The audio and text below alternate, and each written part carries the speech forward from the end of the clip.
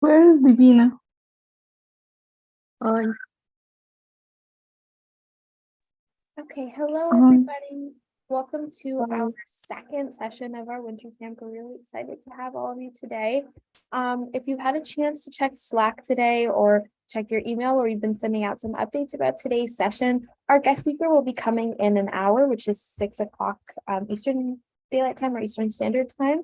So we've just flipped the order of things today. Usually we do guest speaker and then workshop. Today we're going to be doing workshop and then guest speaker. So the same events will be happening, just in a little bit of a different order.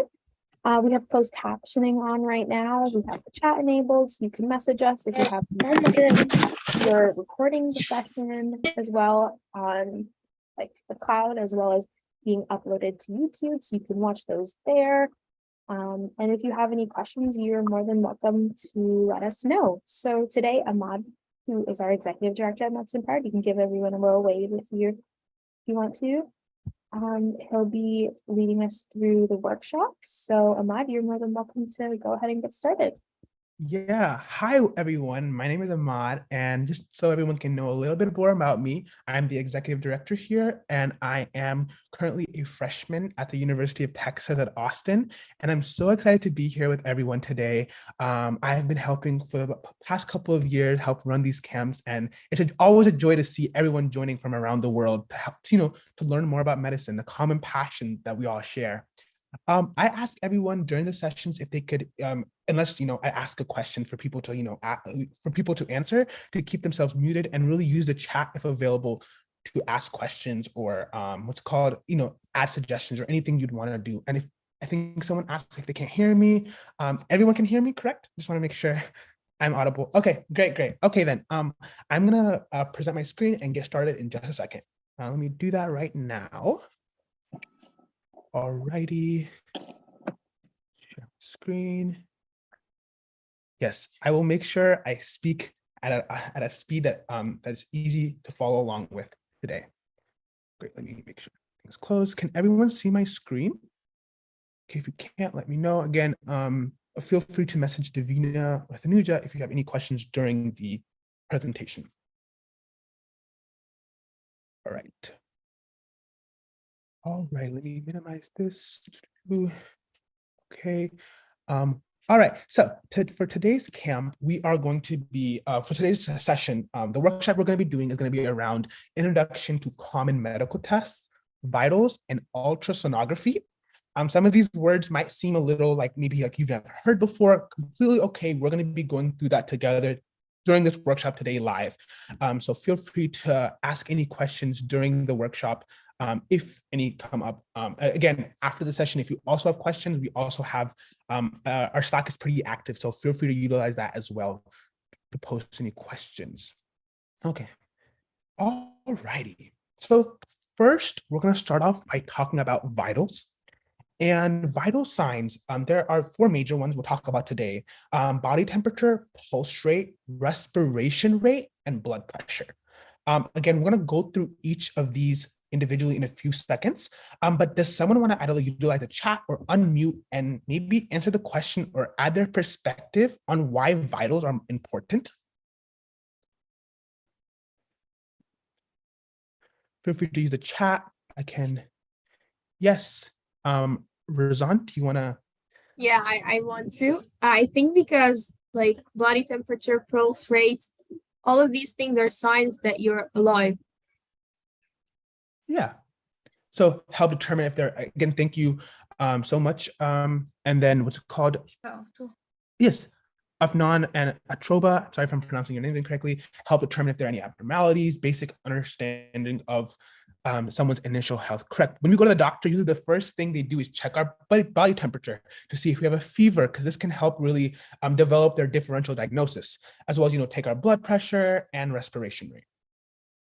So vital signs. Vital signs are really easy to measure. You can measure them at home, in a clinical setting, at the hospital, at a scene of an emergency. And why they're so important is because vitals can help detect medical problems.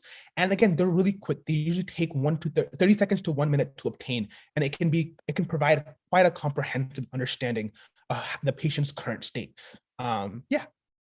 And we'll go through each of these individually. So the first one we're going to talk about is body temperature. So the normal body temperature ranges for individuals, and this can, so if everyone can have a different type of body temperature, but it's usually in the common range of 97.8 degrees Fahrenheit or 99 degrees Fahrenheit. And this can also be, I don't know if some individuals here use like the Fahrenheit, that metric. You can also put that into Celsius, which is around 36.5 degrees Celsius. Again, the normal temperature range for individuals can very much be based upon different activity levels, gender, weight. These all can play a role in your normal body temperature. So you might be asking, how can we measure body temperature? Does someone want to take a stab on that question? Jenna. Thermometer? Yes. We can use thermometers, correct. There's various types of thermometers, and we'll talk about that right now. Great job. Feel free to use the chat as well. I'll check it right now using the thermometer. Great job. Perfect. Sounds good. All right. So one of the ways that you can measure body temperature is orally. So this is probably one of the most common ways that you might have had your body temperature measured in the past. I know when I was growing up, my mom would always, whenever I said I was a little sick, she would always use her little oral thermometer and get a temperature reading. And this can usually be taken by mouth. And more modern digital thermometers usually have like an electrical probe to measure body temperature. I know if you've been to a doctor, like when I go to the doctor, they usually have this like little probe that they use and put on the bottom of your tongue to measure body temperature. And this is one of the ways to measure body temperature orally. The next way, this is usually done in clinical settings. You can take your body temperature rectally.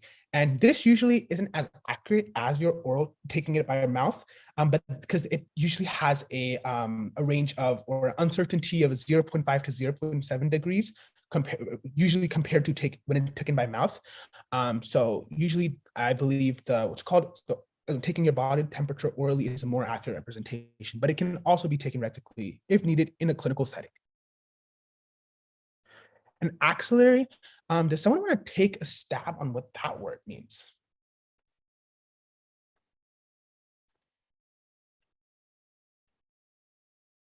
Check the chat. Okay. I will try my best to speak slower, of course, underarm, correct. Sounds good. So this is usually taken under the arm using a glass or digital thermometer, and these tend to also be 0.3 to 0.5 degrees lower temperature compared to the mouth. Could also take body temperature by your ear.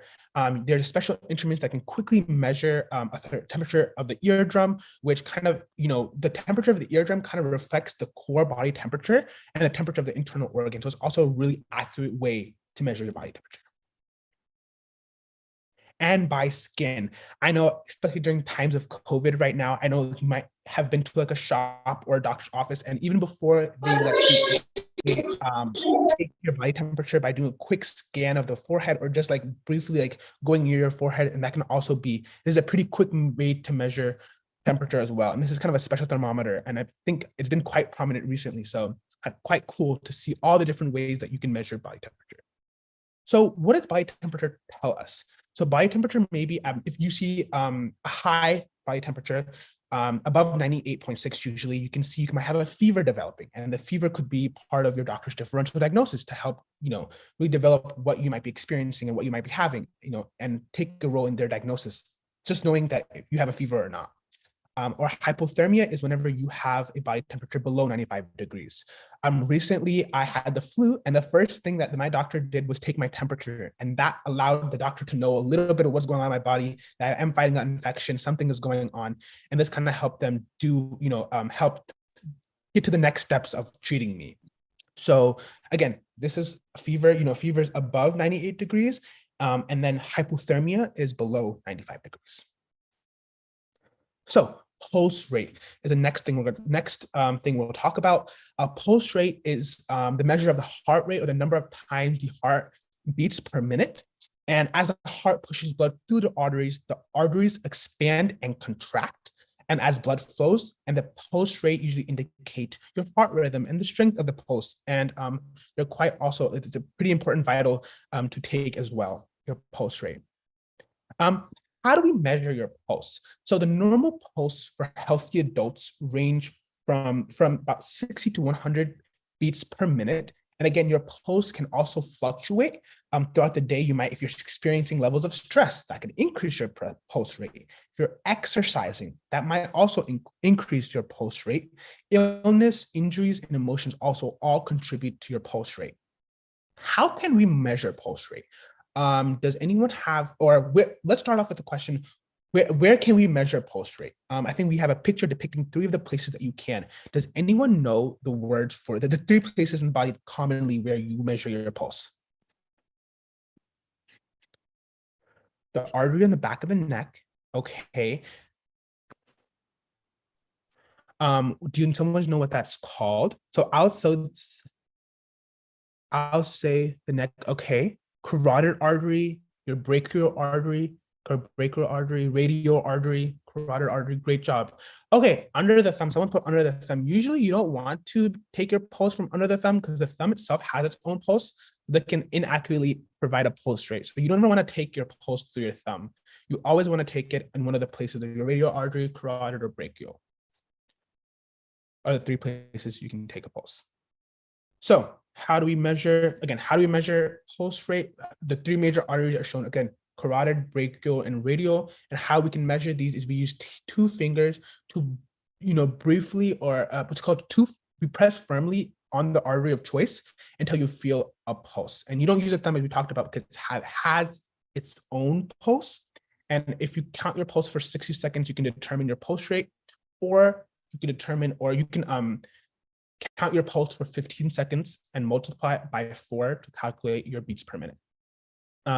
So if you have a few seconds, if you want to calculate your own pulse as I'm going through this presentation, feel free to do that as well. So respiration rate is the number of breaths a person takes per minute.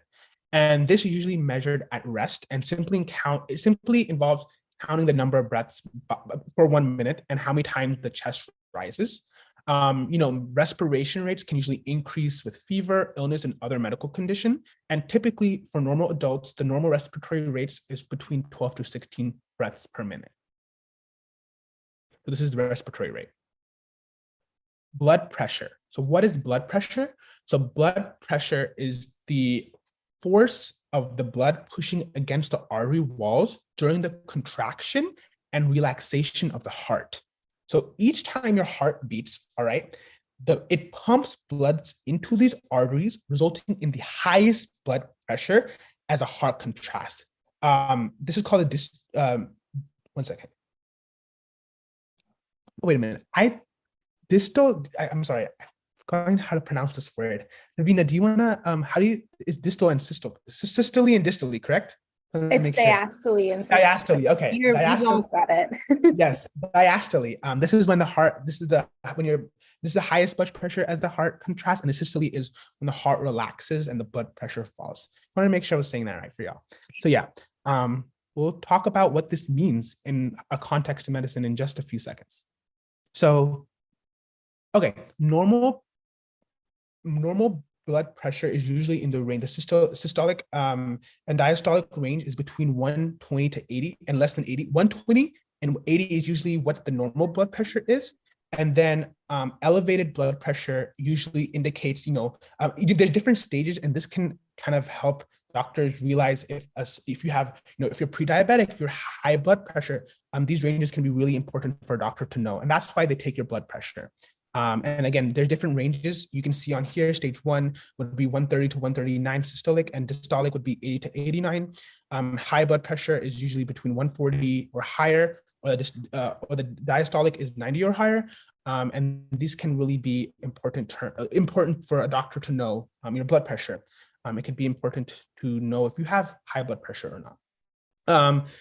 What's it called? Does anyone know the medical terms related to low and high blood pressure? Think about medical roots here. Where do you think, does anyone know those words for high blood pressure and low blood pressure? Again, yes, hypo versus hypertension.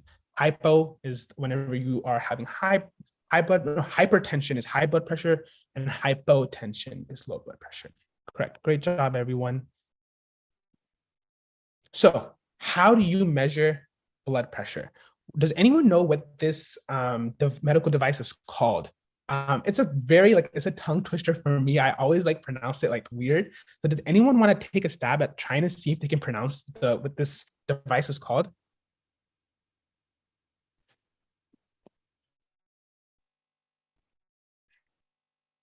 Anyone can unmute and try to answer this if they want to. Sorry, how do I answer it? Where is the name?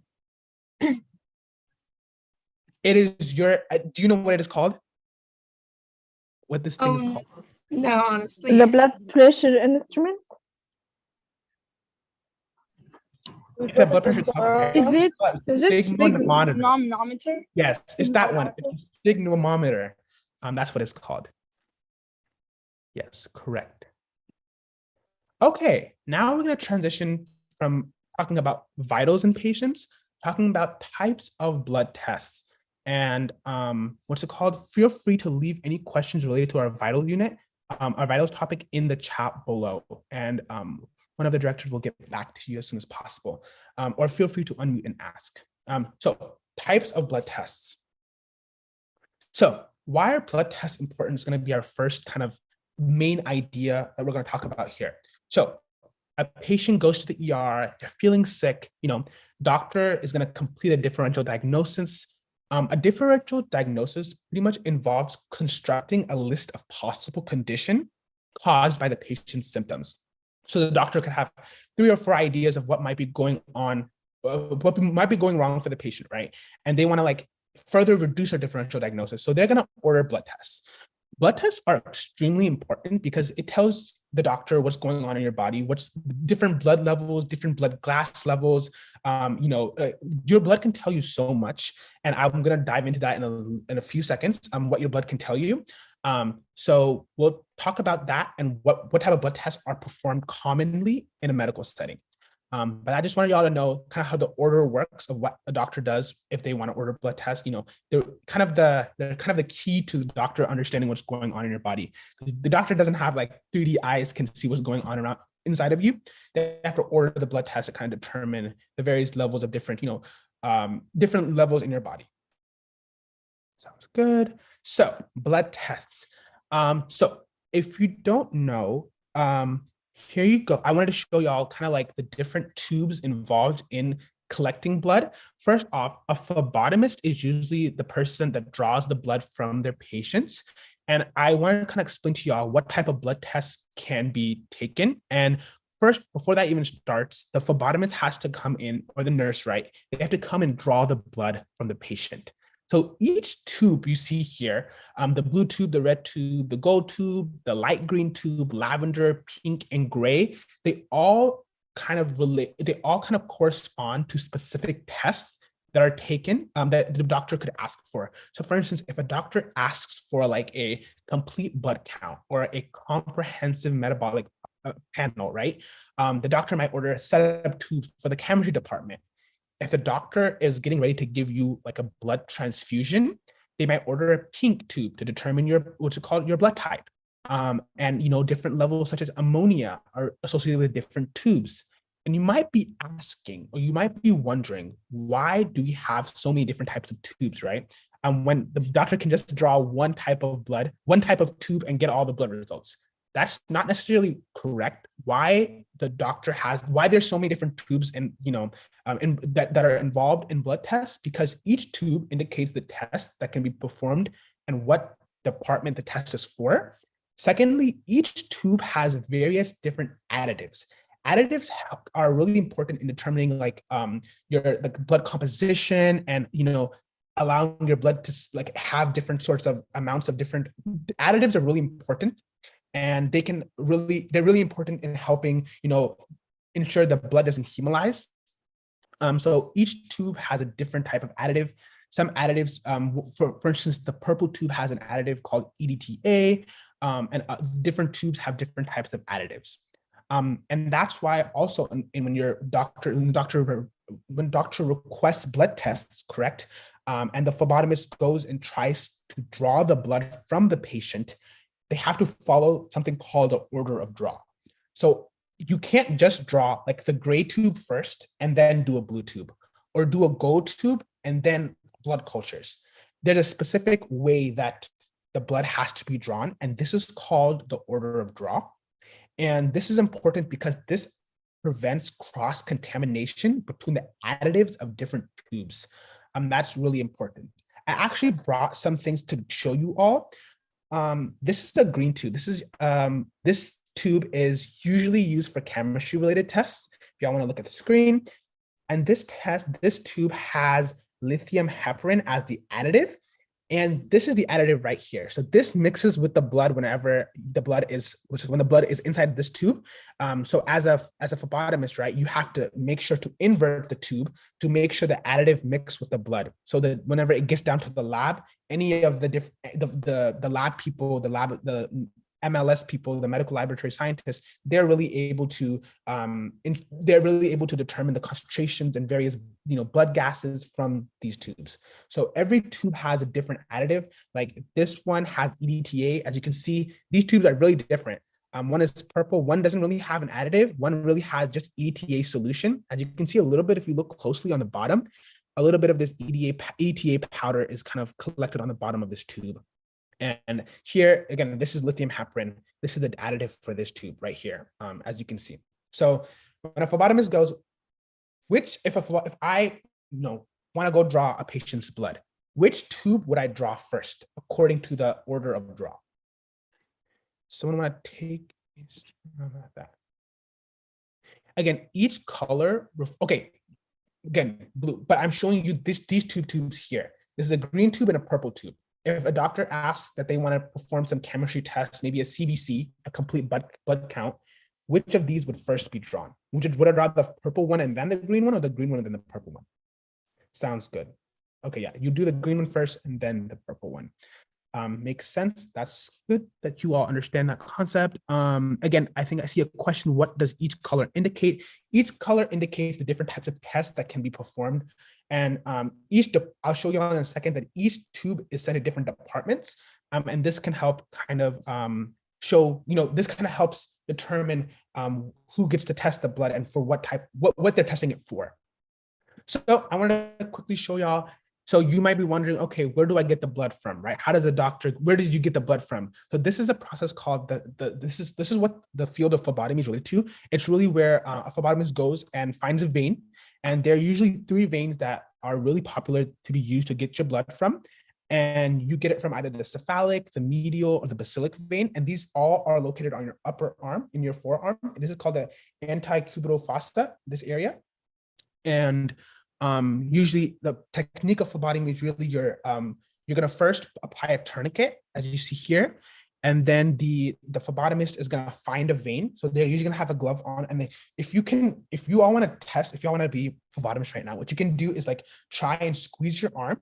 And then if you can kind of palpate is a technique of like feeling, you try and find a vein. If you kind of palpate your arm, you can feel a vein. Sometimes for some individual is harder than others. If you're like dehydrated, your veins aren't going to pop up like quite easily. But if you can just, kind of force your arm, put a little pressure on it and make a fist, you can start and kind of feel some veins in this area. And it takes a lot of practice to feel for veins. But if you usually put a tourniquet on, they're called quite pulp. And for like older patients and stuff, usually their skin is very thin and you really can't find veins up here, or like they've been used so much that the vein, it doesn't give you any blood. So you can come down to the hand over here in this area, and you can draw blood from here as well. This kind of shows what the anatomy of the veins here in the arm as well, on the hand in this area.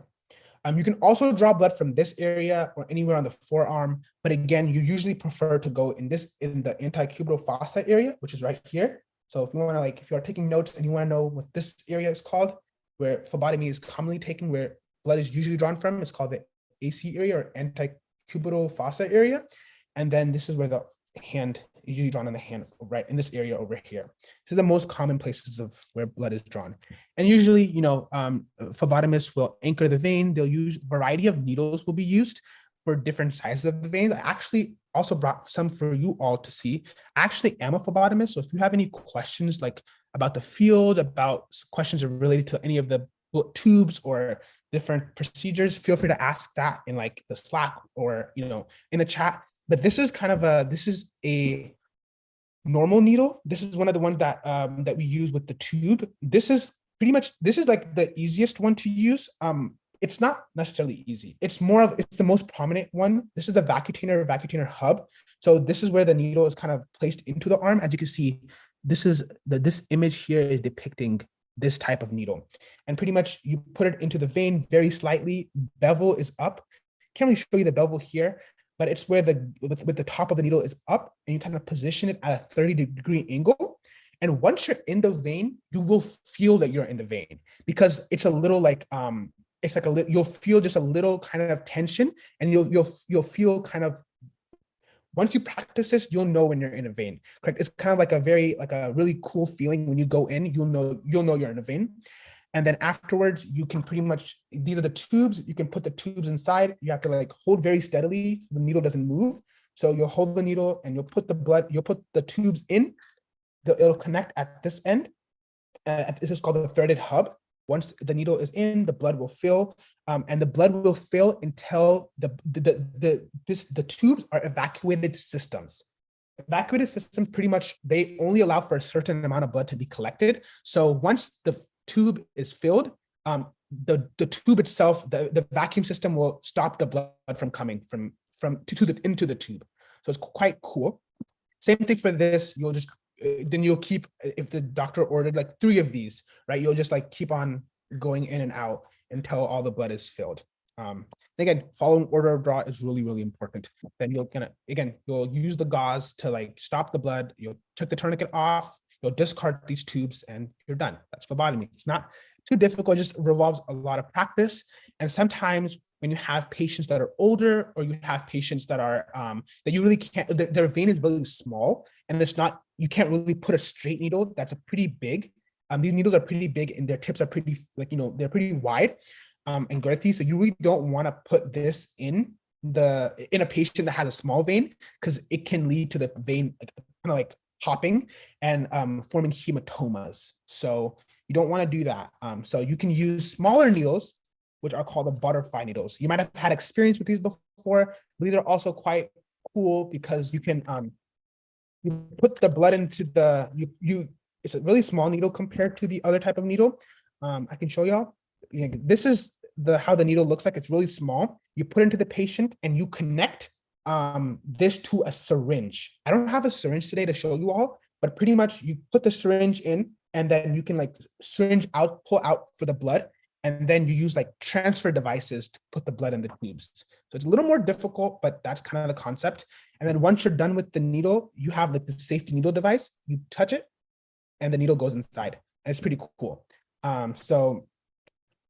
This is the butterfly needles. And these are really small needles compared to the needles that I was showing you here, which are a little bigger.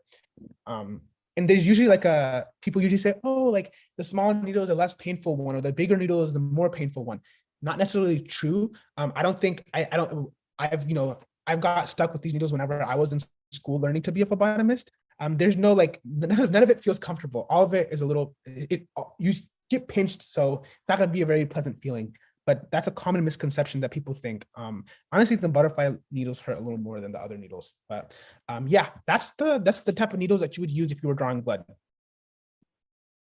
Okay, so different tubes and what they're used for. So most common lap draws. Okay, so the light green and the purple, these two are usually the most commonly used tubes, because these are used for routine chemistry and hematology studies and hematology testing, correct? So the light green tube is used for chemistry tests, and these are used for hematology related tests. So hematology is concerned with the study of blood and the blood forming tissues. And there are certain tests associated with this tube and certain tests associated with this tube. Again, we'll talk about, I can go through a few of these tests that are used for these tubes. So this is the green tube, routine chemistry tests, and this has the additive called lithium heparin. And this is kind of used for the test called BMP. The BMP is really common because it it measures glucose, blood urine nitrogen, creatinine, which is related to kidney function, sodium, potassium, chloride, CO2, and calcium. This is what this test is usually used for. The doctor wants to see different levels related to glucose or sodium or potassium. They usually can run this test. And then if they wanted like additional tests, you can also use this tube for a complete metabolic processes. And usually all of your routine chemistry tests are with this tube. Then your routine hematology tests, again, hematology is related to the study of the blood and blood-forming tissues. You can really test your blood count for this. So this tube is really, if the doctor wants to know your blood count, they want to test for anemia, infection in the blood. If they want to see your red blood cells and white blood cells, because this can help determine if there's an infection or not. That's pretty cool. If there's, you can determine those levels using this tube. You can also determine hemoglobin and hematocrit levels. And this again are more tests to help determine blood-related disorders. And yeah, so these are again the most two common. This is like I usually, whenever I go on my morning runs to get blood from my patients, these are usually the most. We usually only draw these tubes because they test for so much. And it can tell so much about the patient and how they're doing and various levels in their body. There are other tubes, but these are usually the most commonly used tubes. Okay, the other tubes that I wanted to kind of emphasize here, gray top is again also used for chemistry related tests, but it's mainly focused on like blood alcohol testing, ammonia testing, these different type of levels in the blood gases. Those are also commonly used in the gray top. Again, they have a very different additive compared to gray top. I think it's potassium oxalate, if I'm not incorrect. Yeah, I think it's potassium oxalate, that additive for that. Again, different manufacturers have different additives and different what's it called, colors for tubes, but this is the general. These are the most general. But if you do go and eventually, want to become a phlebotomist, the company that your tube come from is really important to know, and that's really worked on in your hospital to teach you the training around the knowledge around that. But the BD tubes, the BD vacuum retainer tubes are the most commonly used in the United States. And then the blue tube is related to coagulation studies. So PT, pentobarbital time, is used to measure warfarin therapy, and activated partial thromboplastin time to see if how successful heparin therapy is doing in the patient. If that is being tested, can be used for the blue tube, which I don't have with me right now. And the pink test, again, I talked about that at the beginning of the lecture, is related for blood bank tests. If your patient is about to go to a blood transfusion, usually this tube is drawn because the doctor wants to know the blood type before inserting the blood into the patient. And some tips that I have from as being a phlebotomist is you always have to be very very vigilant in your patients. Sometimes, I was saying, you feel a vein, you can go in.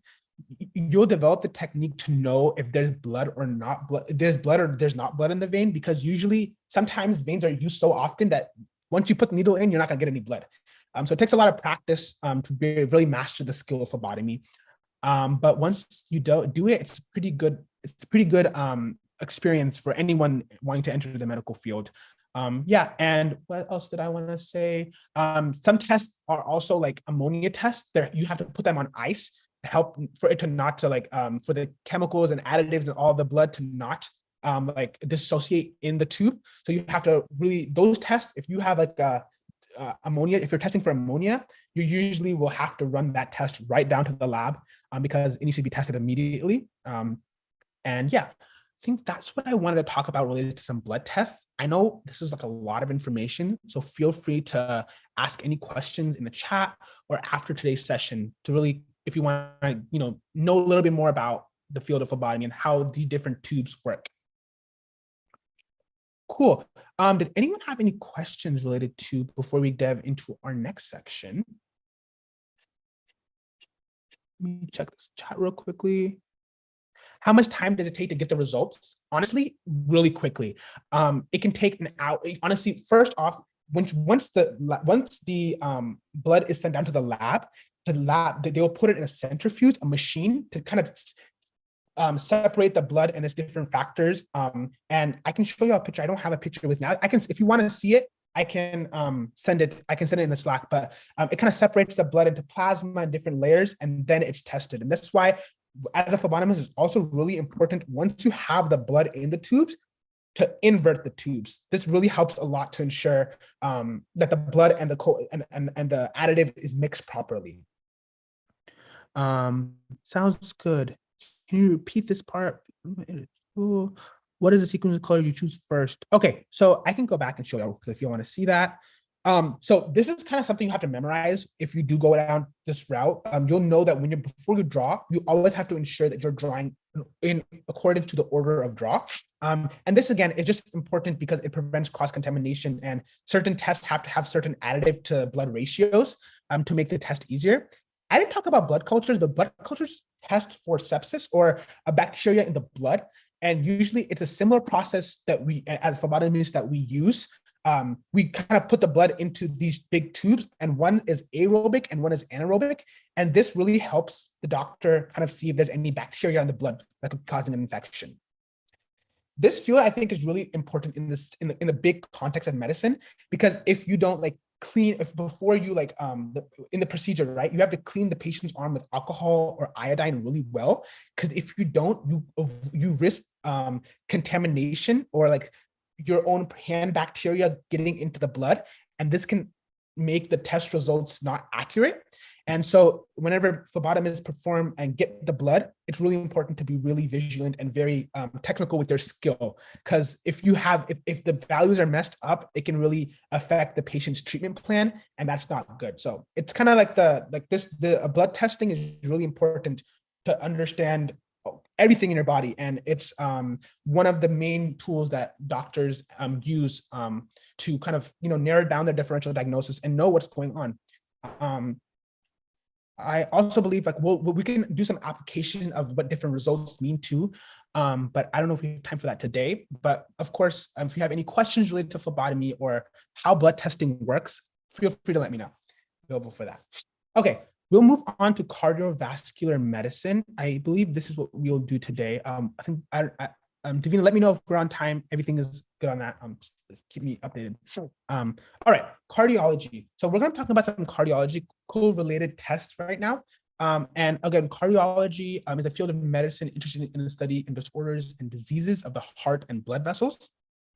And again, cardiology is a branch of internal medicine. During our summer camps, we do a lot of more deep diving into the field of cardiology. We'll go into different concepts and big picture ideas. So today we're going to kind of overview that and skip that part and go into types of testing. But feel free to join us in future camps when we really dive deep in the fields of cardiology, as well as knowing about the big picture ideas, like how the blood flows in the heart and all that, all those important concepts we'll get to in a future camp. So cardiovascular related medical tests. So the first type of test we're going to discuss today is a resting electrocardiogram. And this type of test is used to record the electrical activity of the heart and abnormalities. Related to record the electrical activity of the heart.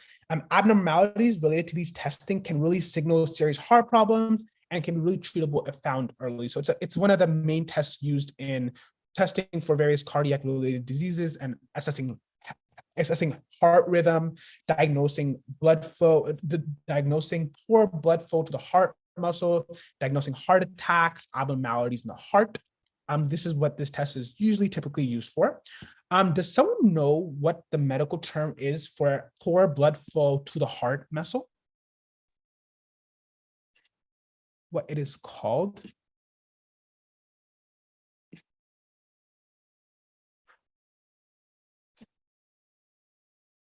Okay, for time's sake, it's called ischemia. That's the term used to for the poor blood flow to the heart muscle, and a heart attack in medical terms means myocardial infarction. So y'all know that. And this is a wave. We'll go into much more detail on what each section of these segments and intervals mean.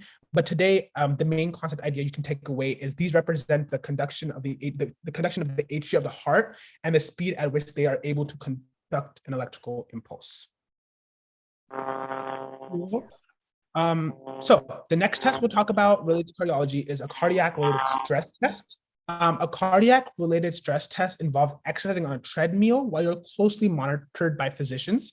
And this is usually used to screen for unrecognized coronary artery disease.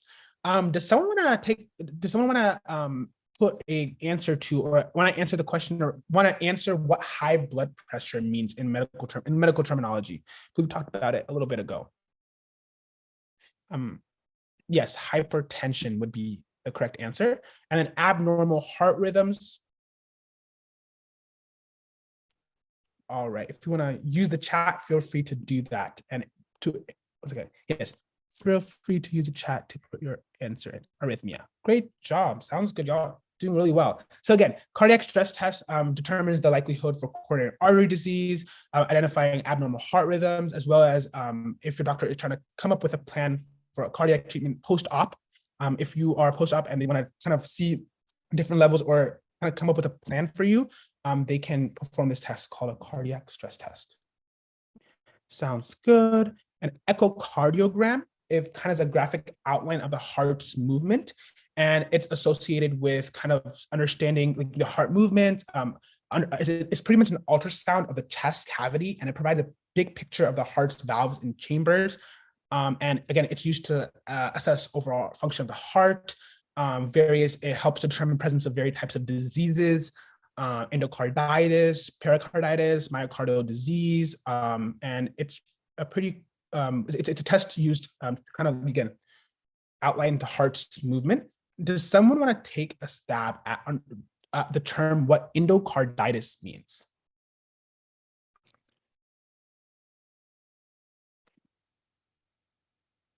You see the chat.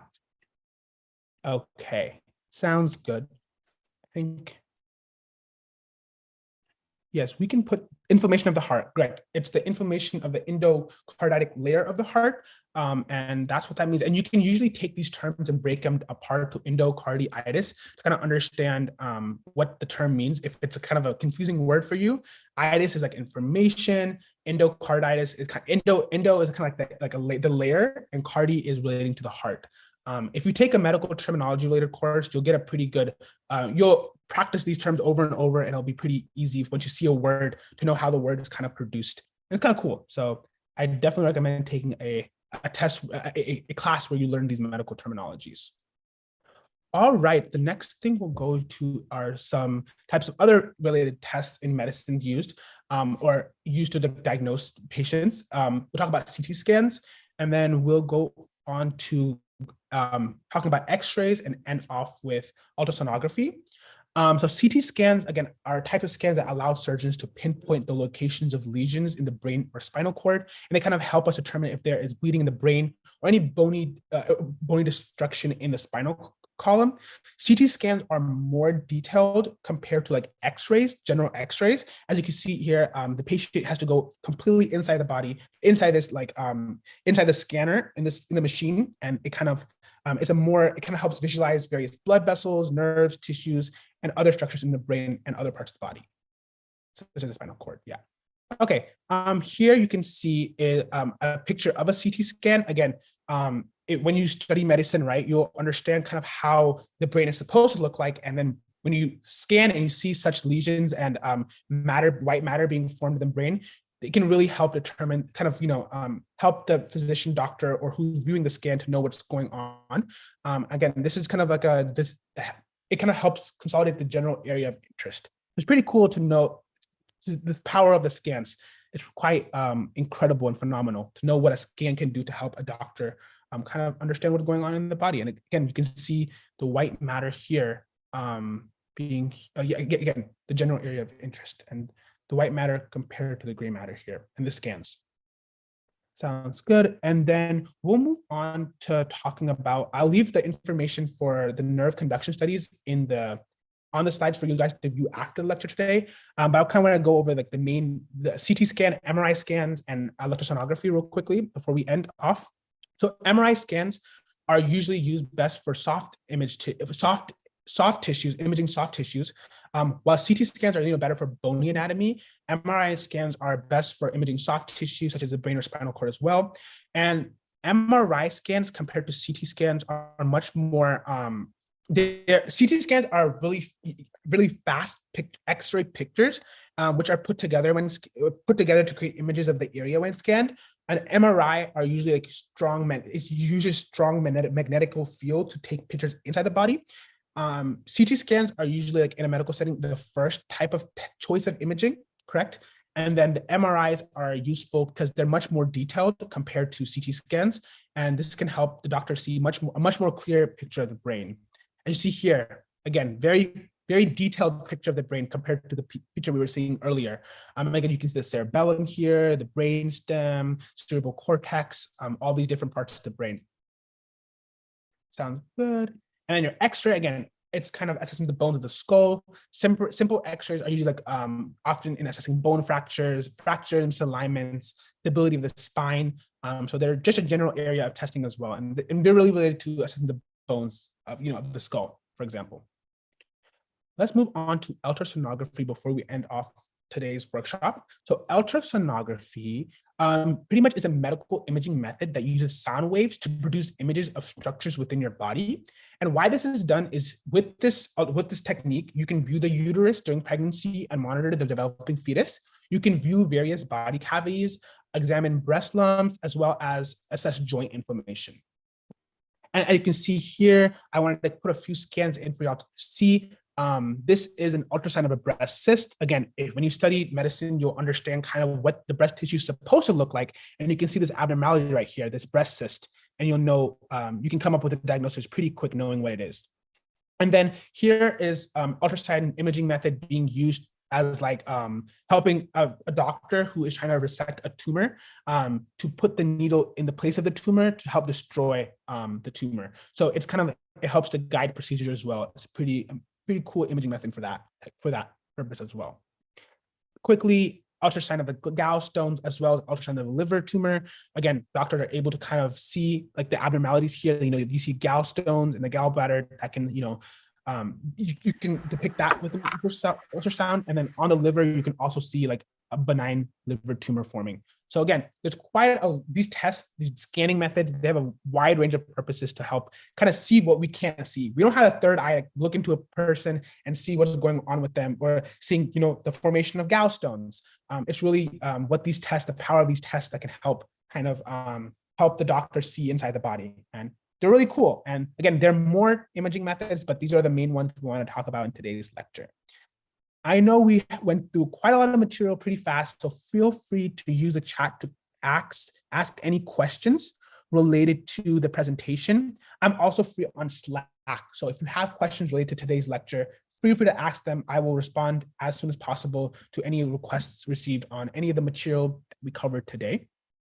And yeah, feel free to use this slideshow we're going to introduce a case study competition really shortly. I don't know if we can do it now or a little after the guest speaker portion, but feel free to use the techniques and the skills that we discussed today to use for that assignment. It could be really helpful. So yeah, I hope everyone enjoyed this lesson, this workshop over, I know people have their hand raised. I think for time, we might not be able to answer the questions live, so feel free to use the chat. But yeah, thank you all so much for taking the time and listening to that workshop. It was amazing being here for you all today. So yeah, I'll pass it over to Davina. Awesome. Thank you so much, Ahmad. That was a great workshop. I got a lot of questions from people in the chat asking when the presentation will be uploaded, and it'll be put into our Google Drive shortly after today's session. So thank you so much to Ahmad. Again, it was a great workshop, very, very detailed. So we'll take a couple minutes now, and our director, Tanuja, will be going over our case study competition. We're going to have more time for questions about that case study competition after our guest speaker portion today. I can see that our guest speaker is already here. Welcome. We're so excited to have you. We can't wait to hear from you today. But Tanuja, you're more than welcome to get started. And then around 6 o'clock Eastern Standard Time, we'll get started with our guest speaker portion. So go ahead, Tanuja. Thank you so much, Davina. So as mentioned, I'm just going to be going over the case study competition that we have outlined for you guys. Davina, do you want to share your screen, or do you want me to share my screen? Up to you. I'm good with either. Okay, Give me 1 second, everyone.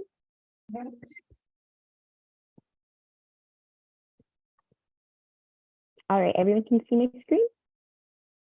You're good. Okay. SG is a 56-year-old female who is admitted to the emergency room because of severe chest pain that started 3 hours ago while at work. She describes the pain as a constant, sharp, stabbing sensation that worsens every time she takes a deep breath. The patient appears quite anxious and has bluish-gray discoloration around her mouth. A few days ago, she boarded an 8-hour plane flight to Massachusetts, where she presented her research at Medicine Empowered's International Conference.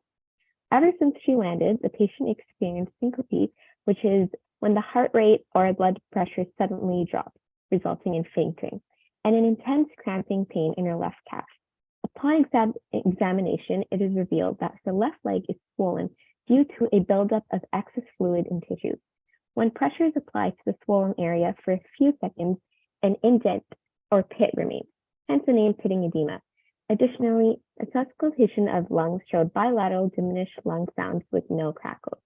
So you can take some time to read up on the vitals, the past medical history, as well as the laboratory and diagnostic test results on your own time. We've also attached a few resources that might be helpful when you guys are diagnosing a patient. So some questions to consider as you're solving this case. What is the underlying cause of the patient's chest pain? How are you able to rule out other potential diagnoses for chest pain? What tests would be most effective in determining the cause of patient's symptoms as quickly as possible? And how would you treat the patient? So you guys are welcome to work in teams. We usually recommend a maximum of 10 members just so that everyone gets an equal opportunity and a fair share amount of work.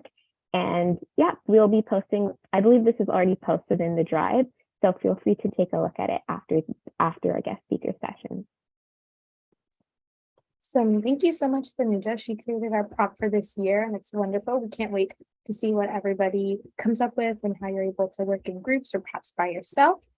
But yes, that's in our drive, so you're more than welcome to look at that after the session today. So it's not mandatory. You can work in up to groups of 10, but we do recommend a max of around 5 or 6 people. That's usually the maximum that we've seen in previous years that we're able to submit it.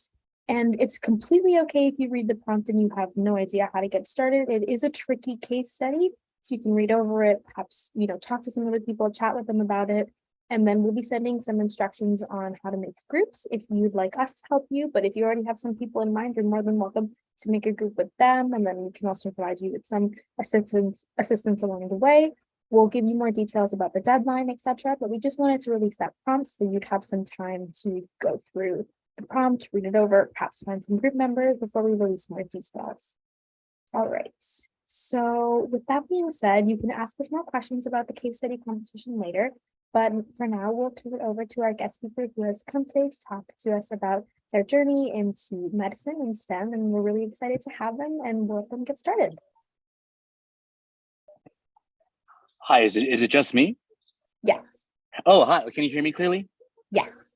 Okay. Oh, hi everyone. My name is Javi. My name's Osman, but I like to go by Javi. I'm actually at Texas Tech University Health Sciences Center. Yeah, in Lubbock. Someone said I love my TikToks. Yes, if you follow me on TikTok, I do TikToks. Very cringy, I know. But I do have a presentation prepared. Can I share my screen? Yes. Okay, cool. Let me see. Can you see the screen? Yeah. Perfect, cool. All right, I was gonna leave in this mode. Okay, so hello. So my name is Javi. This is a presentation made by me for y'all. So a bit about me. That's a little bit of fun facts or my background. So I initially went to Southern Methodist University in Dallas, and ultimately ended up transferring back home to UTEP or UT El Paso. Kind of more of my schooling history after graduating, and a few years afterwards, I went to grad school. It's what you would call a SMP. You can ask me more questions about that towards the end for sure. And then eventually, finally got into medical school, which is where I'm at right now. I go to Texas Tech Health Sciences Center. And I know people always ask us, what are our stats? What are our numbers? So my community GPA was a 3.8, 3.9, 3.18, 3.19, around there. Science GPA was 3.2, and my MCAT was a 510. So you can ask me about that as we go as well. And currently, what am I into? So currently, what do I want to go into? I want to go into family or internal or emergency. Definitely primary care for sure, but we'll see what happens. I'm actually in a leave of absence right now. After taking step one, I needed a break. So I took a year off, which has been exciting. And I started third year in May. And I'm involved in a lot of research in medical school, especially medical education and interventional cardiology. Been able to get published a few times, which has been exciting, and abstracts. And I'm going to a preventative medicine conference next month, which I'm really excited about. Hello. And then I'm involved in a lot of class and club leadership roles. I teach and tutor at a community college, which is really exciting, and I'm actually an interviewer for my medical school. So if you apply to my medical school and you get an interview, I might interview you one day, which is really exciting. And I'm trying to build my social media empire, so thank you all for indulging me. I'm kidding. But a bit of my timeline. So kind of like where it all started. So I went to after college, I went to SMU, where I wanted to swim Division I. So I was a D1 swimmer, which I love.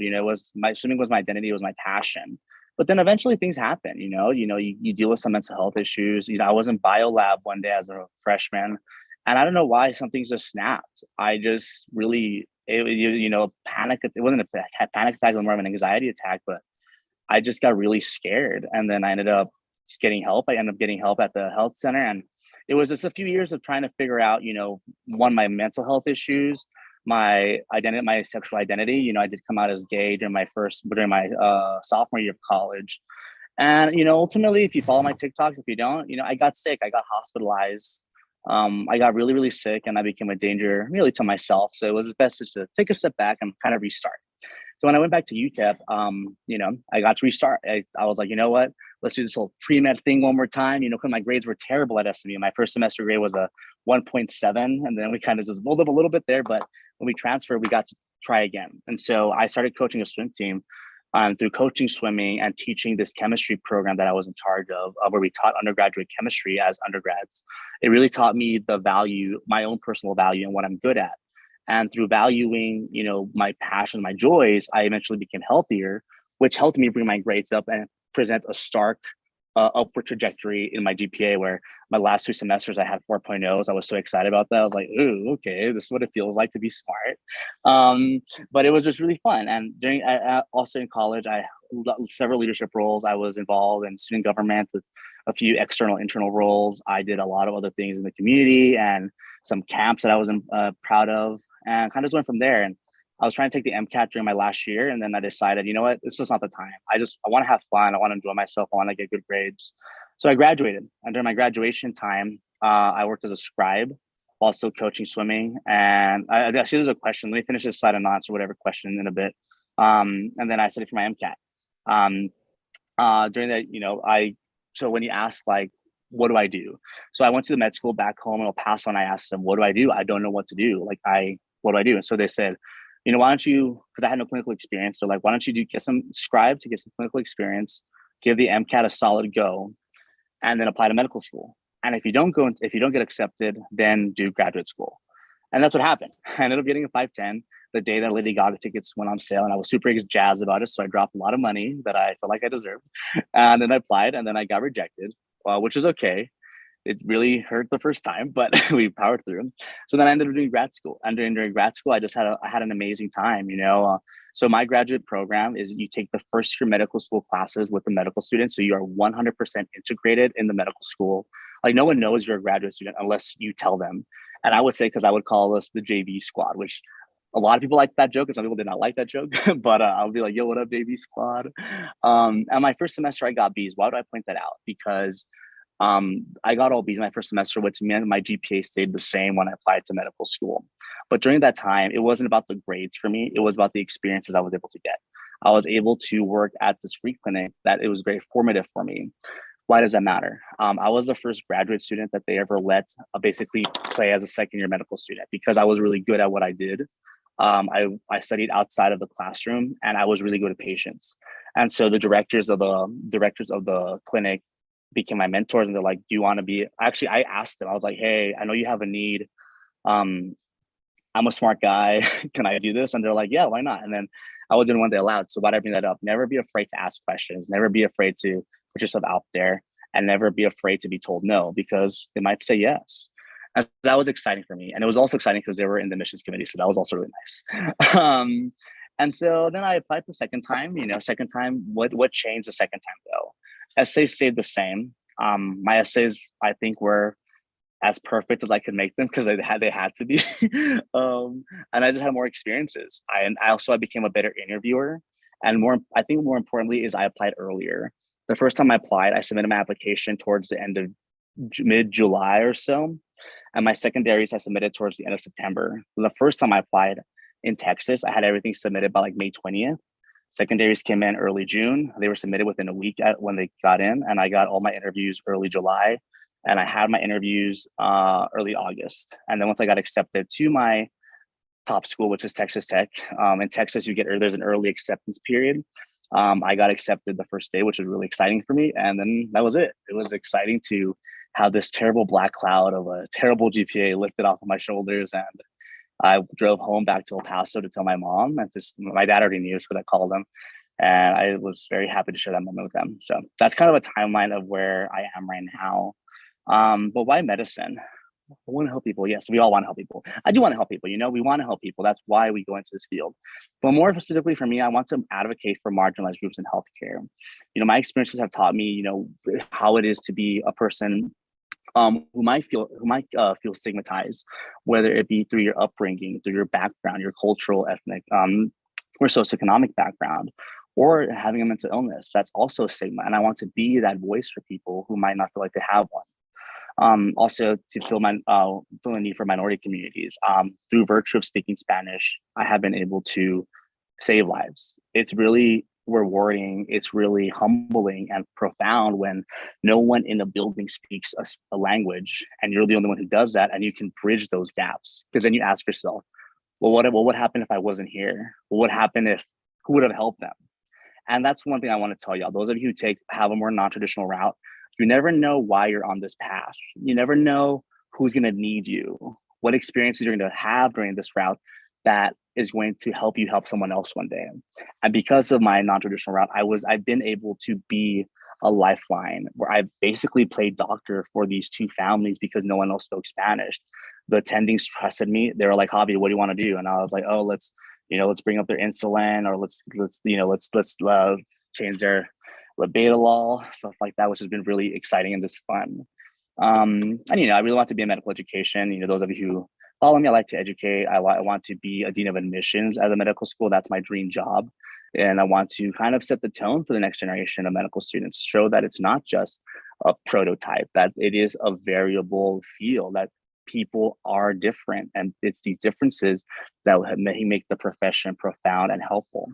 And based off the rubric y'all sent me, what inspired me, it was really when I became a psychiatric patient, because it's like you graduate high school and you're like, I want to be a pre-med, I want to go to medical school. What does that mean? I never knew what that meant. I just knew I just thought that's what I had to do. But when I was in the psych ward, when I was there and people were staring at me, and I was there with because they put you in handcuffs when they take you because that's protocol. So when I was in handcuffs, I was like, am I a bad person? People are looking at me like I'm I was like, I didn't do anything. I'm just sad. And you feel so different. And then I see everyone else. There was this one lady, she was very manic, screaming. And I was so upset that people were making fun of her. I was so upset that the security guards and some of the techs and even a few nurses would make comments. And I was like, sorry, I was about to cuss.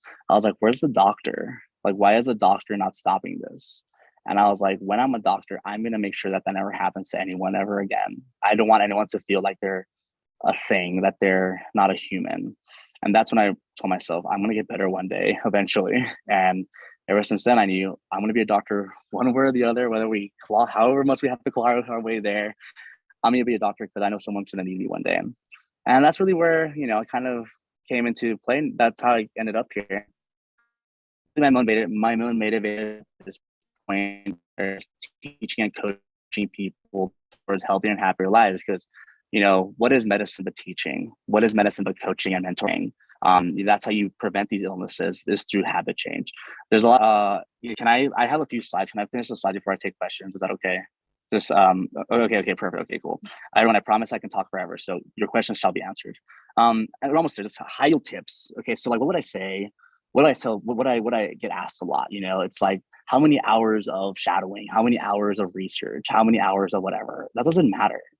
Because if you have what if I told you you needed 1,000,000 hours of research? Are you going to get that? Probably not. So you're only going to get the best that you can. So just do the best that you can, because ultimately that's all that you can do. But it's not what you do though. It's why did you do it and what did you learn from it? That's what matters. That's what shines in an application.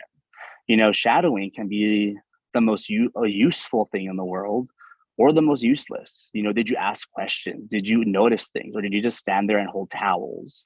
Research, are you involving yourself in the topics? Are you engrossing yourself in the methods and the collaboration? Or are you just pipetting for hours on end? Again, why are you doing it and what are you getting from it? And how is it going to help you help someone else? Also, with that same token, demonstrate passion and commitment. Again, it's not about just doing 1,000,000 things. It's about what do you care about? Some of the people that I interviewed, they do horseback riding, and that's what they talk about in their applications. Horseback riding. That's what gets accepted, is someone who is passionate about something, who's committed to something, and who shows capacity for learning and growing. What does that mean? Are you teachable? Can you grow? Which is why I say, if you follow my TikToks, GPAs don't matter. Why do I say that? Because if you have a low GPA, or if you have a 4.0 GPA, that's also great. Like, it's all great. But are you still teachable? Can you still learn? That's what we want to demonstrate, is, are you someone who still has the capacity to learn from their experiences, to learn in medical school and be able to grow from that and one day help someone? That's what you want to demonstrate through your experiences. And kind of sums up right here. It's not the GPA that matters, but the story behind the numbers that matter. So the 4.0 represents someone who is resilient, someone who is passionate about their studying. Does a 4.0 represent someone who is very committed to their schooling and their community? Or is it someone who only cared about the books? A 3.3 GPA, is that someone who was lazy, who partied all the time? Or does that represent someone who has grown from who they once were? Is where they are now, is their GPA merely a reflection of how far they've come? That's what you want to demonstrate. What does your number represent to you? And why is that important to you as a person? Not just the number itself. And kind of, I think I'm really good at essays, I like to think. So I thought this would be a good opportunity to kind of share some tips. So personal statement, don't just show tell, obviously. But what does that even mean? So, whenever I work with people on their essays, I work with a lot of people on their essays, which I'm very fortunate about. Some of the essays I read is like, it's a laundry list. And it's like, I don't care about what you did. That doesn't mean anything to me. I want to know why you're motivated. What is it about your experiences that have motivated you to this role? How have you progressed in your journey? How have you gone from point A to point Z? And what has pushed you up until this moment where you are ready to say, I am motivated to pursue a career in medicine? That's what you want to demonstrate. And it's not about, it's not about what you say, it's about how you say it. And one good example about this is talking about your mental health struggles. We get this question a lot. Can we talk about it? Absolutely, you can. You should talk about it if it's important to you. How did I do that? My very first sentence in my essay was, I was in my psychiatrist's office at SMU when the policeman came, placed me in handcuffs, and took me to the ER because I had become a danger to myself. That is a very clear description of what is happening, but it's not intense. Versus saying, I was sent to the ER because I tried to unalive myself. That's a lot more intense, right? It's about how you say things. And also, when it comes to these topics, you don't want people to feel bad for you. You don't want to be like, oh, like, what was this mean? I was sad. No, you want to say, I was sad. I had a hard time, but I grew from it. I've learned from it, and I learned to cope with it. And even more importantly, embrace it, not as a crutch, but as a tool that will help me one day relate to others and motivate others to become healthier and happier. That's what and not just mental illness, but that's what these things that we go through, we have to take ownership of, and that's what matters. And then kind of my little formula when I work with people on their essays is this: how do you show and not tell? It's like a glaze. Do you want me to speak slower? I can speak slower. I speak quickly. I'm so sorry. I'll speak slower. Yes, thank you so much. And please ask me to reiterate things if I need to. I struggle with this. How to show and not tell. So it's like a glacier, from more superficial to deep. So first it's, that's not important. Let me delete that. Ignore the first part. That's a typo. It's, what did you do? Okay, that's very basic. I did that. Cool. But why did you do it? What motivated you? Was this something that happened as a child, or was it just because you needed clinical experience? That's also a valid thing to say. And what did you do during it? What's the example? What's the experience that you want me to know about? And more importantly, then we get deeper. What did you learn from this experience? How did you learn it? Why is this lesson important to you? And then the question you want to answer the most is, how will this experience, this lesson, help you help someone in the future? When I work with people on their essays, this is the formula that I use for every paragraph. And until we answer these questions, we do not move forward. I've had some good success with my essays, and people with theirs. I mean, they like what I write, and everyone I've helped has gotten accepted so far. So I like to think I'm doing something right. And again, please tell me if I need to repeat myself or ask me questions and everything. We're almost there. Last 2 slides. So I interview people. So as someone who interviews, what do I look for in an applicant? It's been really fun to be on the other side, because I give this advice to people, but it's also rewarding to be able to, be a decider, be an eye for the medical school and say, this is the student that we want to have. So what do? I block out the GPA and the MCAT. I'm never going to look at that, because that's not the interview. The interview is to know who you are. I want to know about your passions. I want to see your joy, your confidence, your commitment.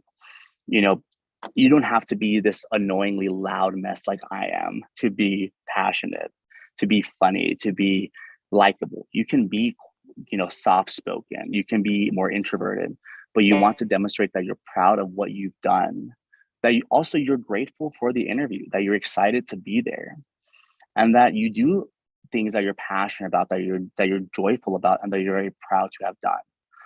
Also want to see someone who's well prepared. You want to know your story. You want to know your application.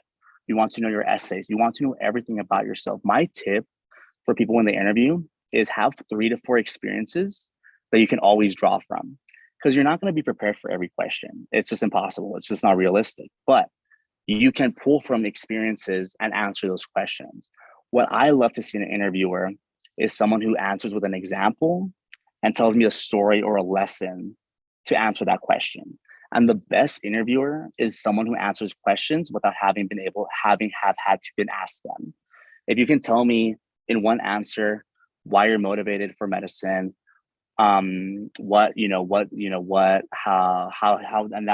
that motivation has helped you someone else, and how you're going to use that to help your future community, well, there you go. You just answered 5 questions in that one sentence. And that shows, intelligence, that shows passion, motivation. Also, medicine has really changed. At my school, we value diversity a lot at my school. So just through virtue of that, we do want to see, like, how do you work with diverse groups, communities? And diversity does not necessarily always have to be ethnic or cultural diversity. It's people who are just different from you. How do you know how to work in groups? Do you know how to do that? And why is that important to you? Because medicine is a team sport. You will be working with other physicians and professions. So how have you learned that appreciation for that? Also, don't be afraid to talk about yourselves. There's this one person who I interviewed, really good applicant, really great essays, like amazing essays, but he wasn't giving me anything. And I was really trying to like help him out, like follow up questions. He wasn't talking about himself. And I'm like, dude, like, this is your moment, man. Like, come on, like, be proud of it. So the whole point of the interview is to brag in a good way, but brag about yourself. Don't feel like it's a bad thing. That's why they want to know about you. I also care about your essays. And for some reason, to my friends I really care about letters of recommendation. They can really I've learned they can really sway your perception on someone. There is this one person, I read her application, wasn't impressed by it. I read her letters of recommendation. I almost teared up in one of them because it was so well written. And then when I met her, I was like, oh, she's amazing. She's perfect. And it's, again, that's why every part of the application matters. And all of this tells me what these 2 numbers cannot tell me. That's why I don't look at those, because this is just going to this also just skews my perception, which I don't want that. That's why I don't have that there. Because what if they're amazing and they have a 4.0, that's great. What if they're amazing and have a 3.0? I'm still going to think it as amazing. I just don't want to have their grades to, change my perspective. But anyway, apart from practical tips, I do want you all to ask me questions. If you have questions, obviously, or I can tell more stories. But, a few things about, if you want to, so I have questions, but this is my contacts and all that. So What questions do we have? I see the hand go up a lot of times. What's going on? Do I choose or do y'all choose? You can go ahead and choose. Okay, cool. I'm just gonna go with the first one here. Forgive me if I mispronounce. Shahed. Yeah, you pronounced it right. Hi, hello. Hi. It's a pleasure to meet you. So actually I have two questions. Would you be able to answer the two, please? Of course. Yeah, thank you. So when you were applying to the MCAT, you were doing a lot of work, a lot of hours of research, a lot of hours of doing mathematics, etc., and everything just for the MCAT and other exams in your life. And during these hard moments, you kind of think to yourself and like, what if all my hard work didn't pay off? What if I like failed for the second time? Like you mentioned that of course I'm going to have the experiences, I'm going to learn other things, but what is your greatest motive at that point? Because literally I get so afraid of failure sometimes and can't stop me from taking the first step. So how do you respond to this while you were applying for med school for the second time? How could you be sure to find the real motive? So my first question for you, you don't have to answer this question, but my first question I ask someone is, well, what happens if you fail? Do you die? No. There you go. So that's the first thing. You're gonna be fine. Failure hurts. Failure is scary. We work so hard to avoid it. But failure is really a good thing because it's through failure that you learn. Here's why failure is important. When you have to retake an MCAT, let's as an example, if you have to retake an MCAT 2 or 3, I know people have taken it 4 times and they're in my medical school and they're amazing. All it teaches them is how to be better. It teaches them how to work harder and how to be more resilient. And then more to your question is, how do you work through these doubts? How do you work through these fears? You find them, it's really how badly do you want it? And telling yourself, if I fail, well, I failed twice. 3rd time's a charm, right? Not 4th time's a charm. It's just really, and also, is it the right time to attempt this? That's another thing. There's no rush. So there's this one girl, she applied to medical school 4 times. She's in her last year of residency. I promise you, this girl does not regret what she's done. I was trying to take my MCAT the year before I graduated, wasn't the time. Tried to take my MCAT the year when I was going to graduate, wasn't the time. Took an extra year after that because I wanted to have fun. I wanted to enjoy myself. And I promise you, I do not regret that at all. So it's about realizing, what do you have time for?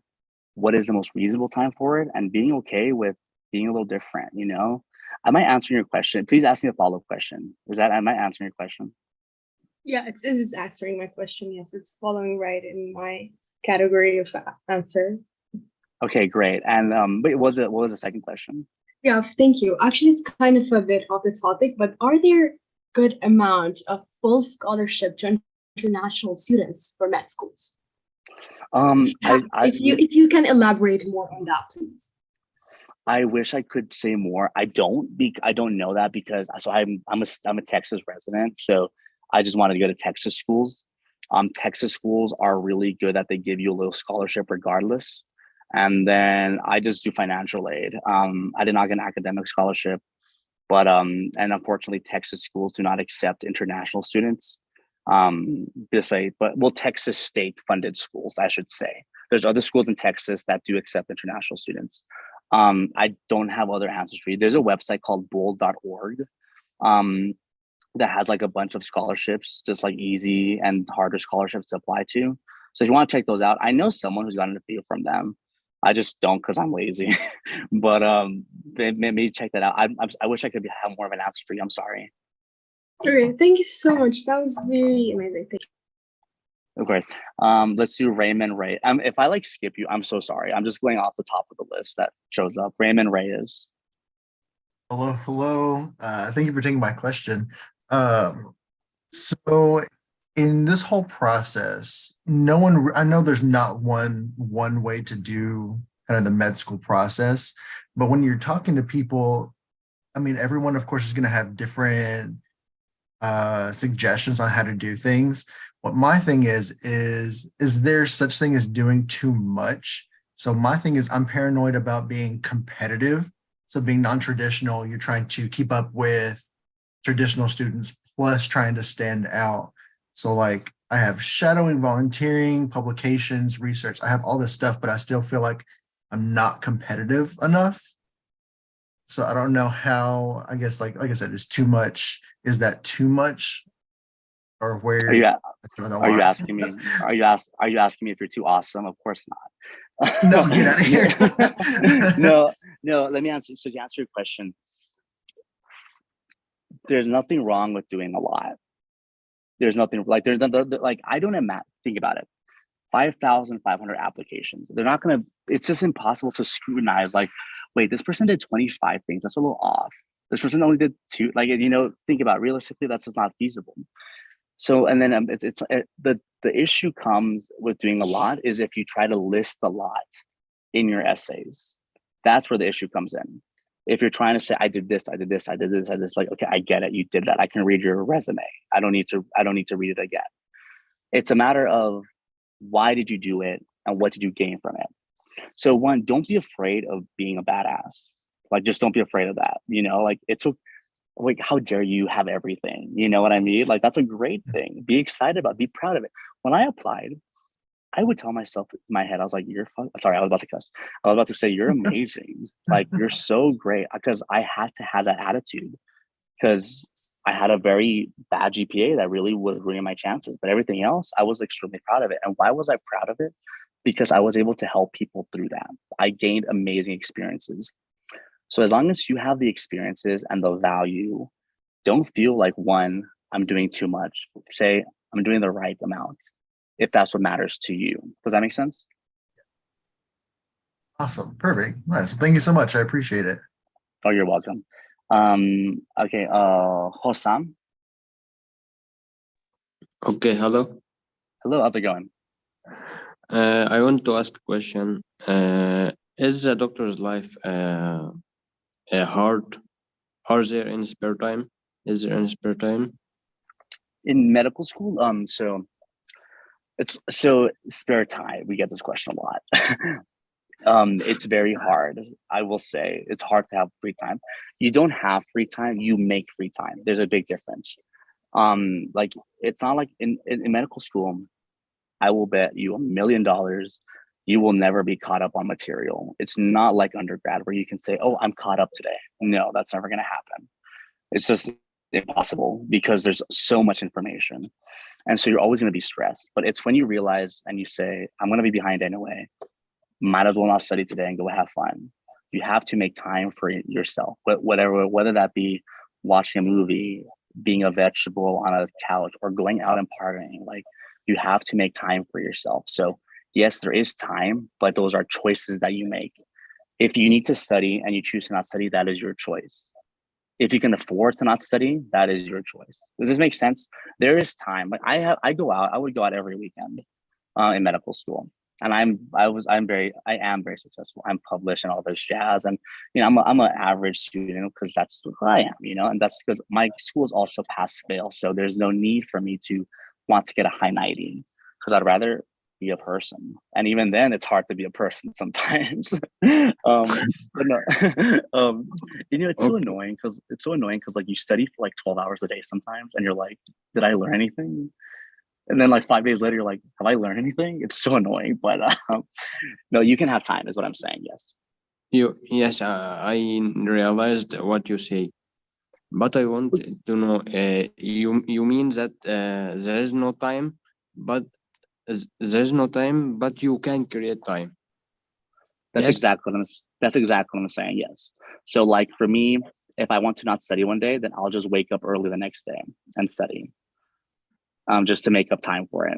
Does that make sense? Okay. Thank you. Of course. I hope I answered your question. Yomna. Hi. Hi. Actually, I have a question like when I want to go to a college or university, what's more important for my application? Does the GPA or volunteering and different activities? So I don't think one or the other is more important. It's like, I know people don't, I know what you want to hear. You want to hear one or the other. I can't tell you one or the other because there's 3.1s that get rejected. There's 3.1s that get accepted. There's 4.0s that get accepted. There's 4.0s that get rejected. So what does that tell you? There's no absolute. There's people who cure, here's a little joke. People who cure cancer, obviously they don't, but people who cure cancer and get rejected. And people who all they do is mop floors at a children's hospital and get accepted. Again, it's just a matter of what's your story. Why is your story important? One, to you, and how is that story going to help someone? This is what, so if you go to the double AMC, it's actually linked to my website. If you go to my website, there's a link in the double AMC that shows the 15 characteristics of a med school applicant, which is what I say, the 15 characteristics of a perfect applicant. Nowhere will you see 500 hours of whatever. It's all characteristics. So you want to show how your application demonstrates its characteristics. Based off the way you phrase your question, I don't know if you're in the States or not. If you're not in the States, I don't really know how better to answer that question because I don't know the other systems. I don't know, was that helpful in some way? No, of course, it was helpful, of course. Okay, thank you. I'm so sorry. I hope this helping someone. Celine. Okay, hi. I just want to ask like how to get better at interviewing, like not just for medical school, but like in general, because I'm more anxious and introverted and but I know when I'm passionate about something, like I'm very determined and dedicated to accomplish that. But because I get so anxious quickly, I get stumbled up upon my words and my mind sometimes go blank. And so but I definitely show more through my actions, and I just want to know how I can improve that. So it's easiest to talk about what you like to talk about, right? So a good interviewer is able to direct the interview in a direction that they want. So for example, if you ask me, and if the interview question was like, what's your favorite color? And you'd be like, blue. Well, that's a waste of a question. But if I ask you, what's your favorite color? And you say, oh, honestly, my favorite color is blue. It's kind of funny. My whole wardrobe is blue. My mom makes fun of me for it. But I also like blue because I really like swimming. What did I just do there? I went from blue to swimming. And then I will talk about how swimming is a passion of mine and just go from there. Are you closing? Okay, is the Wi-Fi work outside? We'll give it a try. Thank you. Everyone bear with me, but because I was at work. So it basically you want to be able to direct the interview in the direction that you want, and that'll help you be more comfortable about it. Second is how do you do that? Practice. You practice with yourself, practice with family, with friends. If through my website, all this is for free. We do offer interview help as well. So if you kind of go through our portal, we can set up a thing where we can help you practice your interview skills. But I don't know, is that helpful so far? Basically, to sum it up, is you want to be able to move the interview in a way that you can answer what you're comfortable about, and also be proud of what you say. Also, can y'all hear me still? Mm-hmm. Okay, if this cuts off, I'm gonna get on my phone, but I'll be here for now until they kick me out. Absolutely, there's none of this at home. But I don't know. Does that answer your question so far?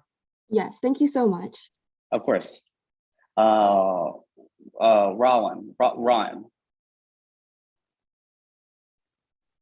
Ahmed. Okay, hi. Hi. My name is Rowan. It's really pleasure to meet you. Hi. I have it sounds like a complex question, but I always confuse medical schools with biomedical or neuroscience specific majors. It sounds like you do study the biology of the body and the same kinds of measures, and I want to understand what's the difference between them and how they direct a specific career, because I'm interested in not just be a healthcare profession and treating like patients. I'm mostly into research and developing new algorithms and methods that can treat, but not just directly treat. You get me, or I'm not? So, so again, I don't know where you're at, but in the States, you can do MD PhDs. So if you do MD PhDs, you can study the physiology, the practice of medicine, while at the same time studying the methods of it, the science behind it, how to find treatments and stuff like that. Now, if you want to study more about the hard sciences at the molecular and biochemical level, cellular level, and how you can make innovations, that's more of a research PhD route. So you mentioned neuroscience. Yeah. So in medical school, it's like we learn neurology, not neuroscience. Neurology is the study of the nervous system and how it works together. Neuroscience is research. Neuroscience is understanding different channels, different electrochemical gradients, and working to come up with treatments. That's the science part of it. Does that make sense? Yeah. So what you want to ask yourself is, do you want to work with people, or do you want to work not so much with people? Those are kind of the two dichotomies of it for the most part. Now, MD PhDs, you can coalesce both of them, where you can work with people to whatever extent you want to, but still focus on the research aspect. Does that make sense? Yeah, I think I get it. And Okay. I want to ask one other question, if I can. Of course. Okay, you all mentioned that you can jump into getting experience in medical by shadowing or volunteering in hospitals.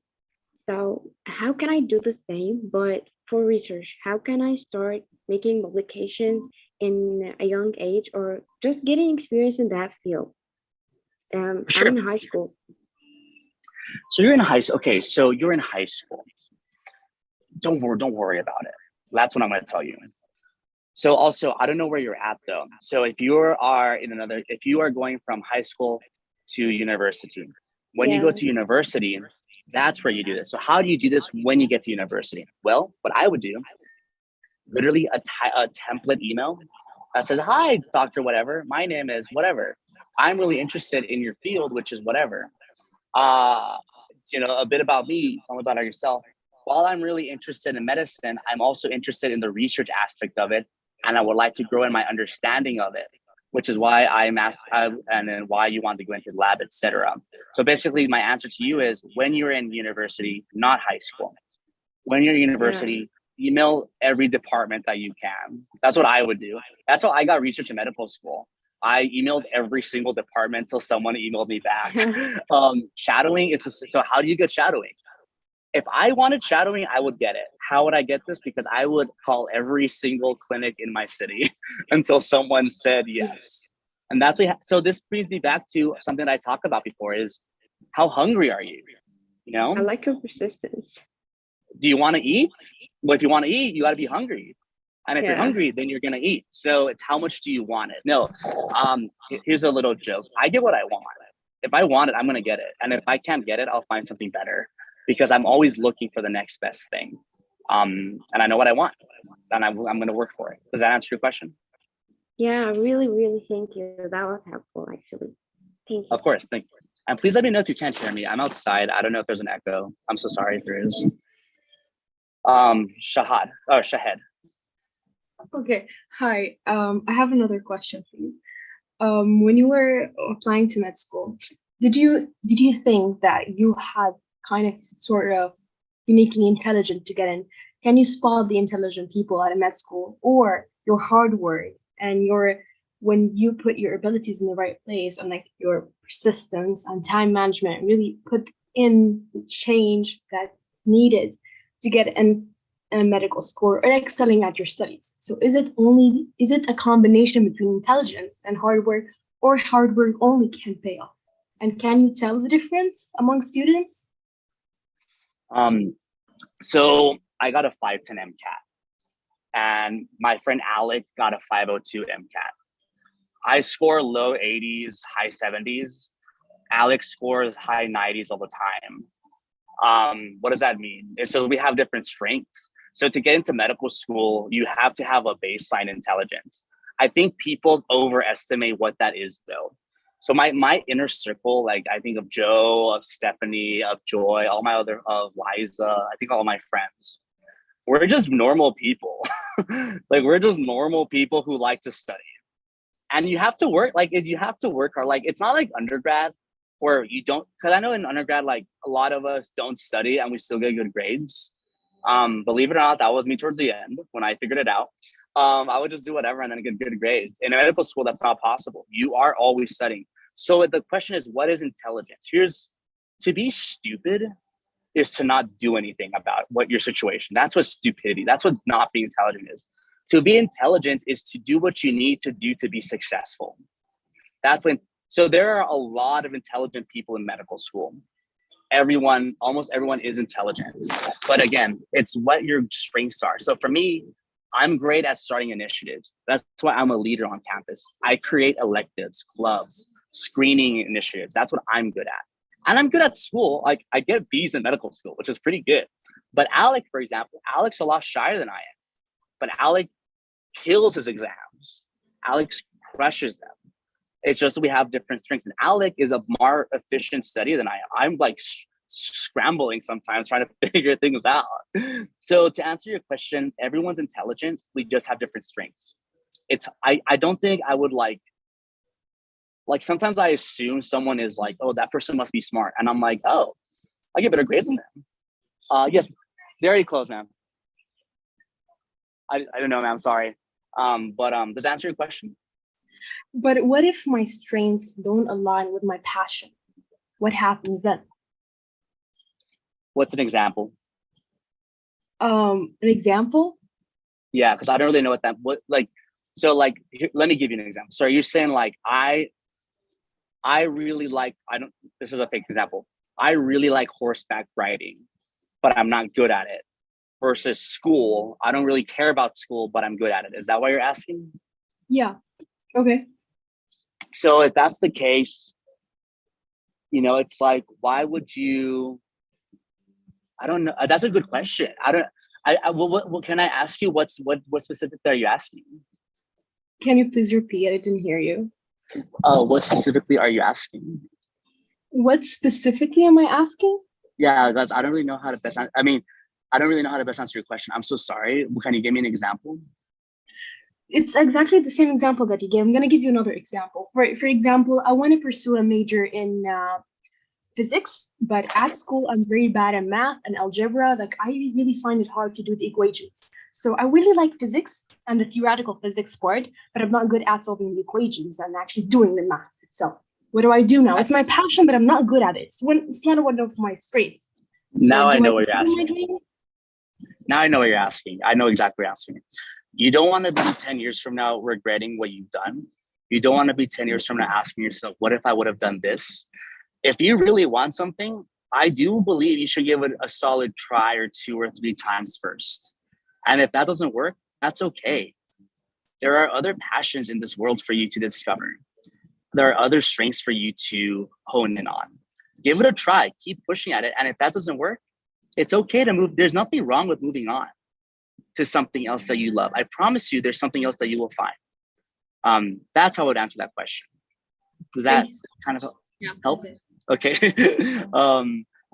Mina. Hi. Obviously, I have no question, but I had to raise my hand to raise you a chapeau. Your story is very inspiring and heart-touching. Actually, you have flipped my mindset. Really. Oh.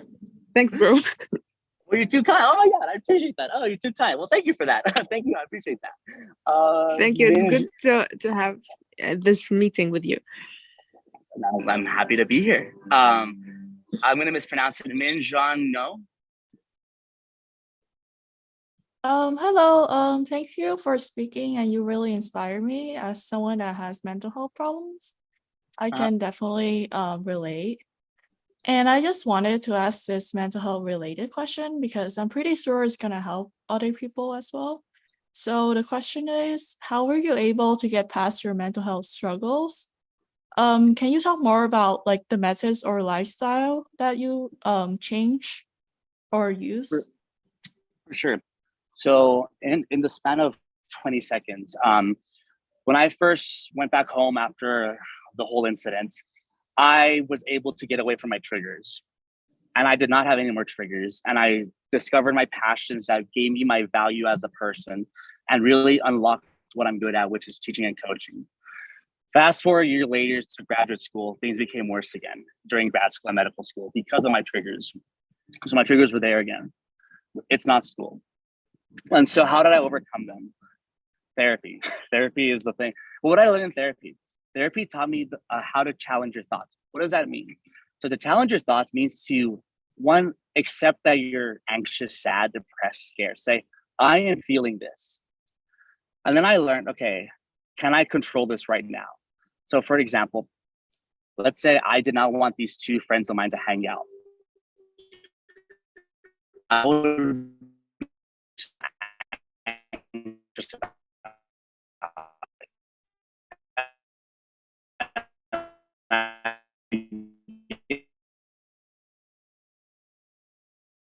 Sorry to interrupt, but your connection is really bad and I couldn't hear you.